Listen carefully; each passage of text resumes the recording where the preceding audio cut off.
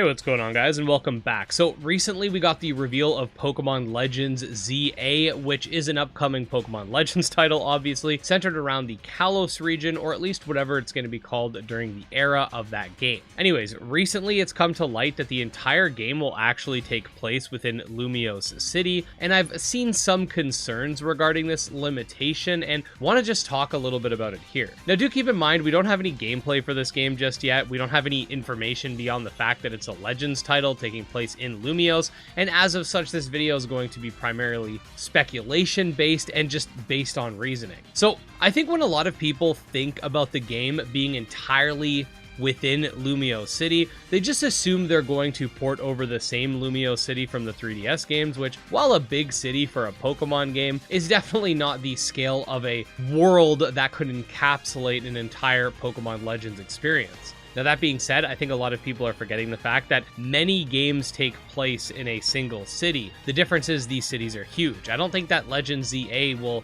have a city as large as those found within games like GTA, but I think that should give you an idea of what a singular city can have, and it isn't unheard of that it'll have many different areas and be expansive nonetheless. If you think about it this way, it's mostly a Pokemon thing where these cities have like routes in between them. I don't know about everywhere else in the world, but at least in Canada, when you have a city, it ends at the next city. There's no route in between them. That means that any sort of forests or farmlands or lakes or whatever, you know, all of the regular things that we typically call routes are still incorporated into that city. So I don't think the entire game is just going to take place in a dense downtown area. It's very possible that there are going to be unpopulated areas with greenery and nooks and crannies to explore as well. The plot of the game is also apparently related to them completely overhauling the city in order to make it more Pokemon friendly. So I'm sure that a lot of areas are going to be made such that Pokemon can thrive in them, so the idea of them basically just existing in these dense downtown areas just doesn't make sense. We've already seen with Scarlet and Violet's DLC that they can have these like wildlife sanctuaries.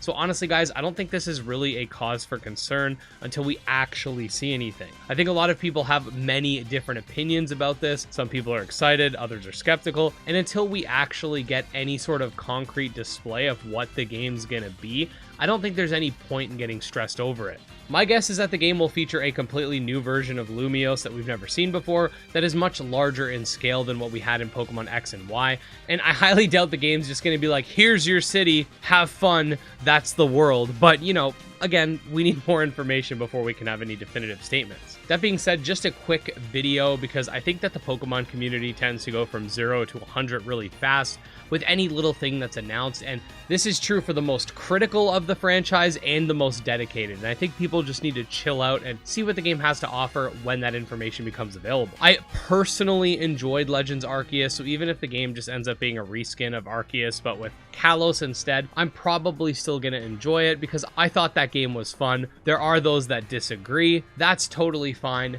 We all have our different preferences when it comes to video games, and that's nothing to be ashamed of. That being said, as usual, make sure to let me know in the comment section what you guys think. Since we don't have any footage, there isn't really a wrong answer, so feel free to leave your opinions down below. And if you do want to stay up to date on the monster taming genre, definitely subscribe for daily monster taming content. You can also check out my Twitter, Discord, Patreon, and channel memberships linked below. And special thanks to our supporters, especially Jim Hamilton, Dro Ghost, Candy Marunci, Tragsoft, and Nemo. And we'll see you next time. Peace.